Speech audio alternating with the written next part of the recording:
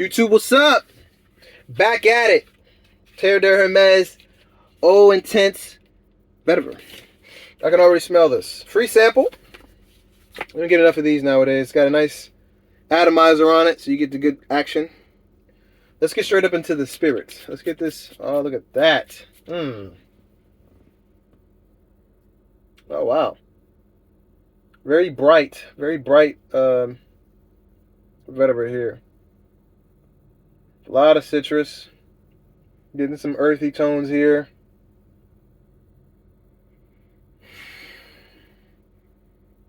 It's nice.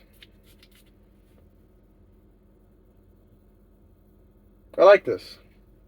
This is it's very similar as far as like the brightness to the more popular one. I forget what that one's called, but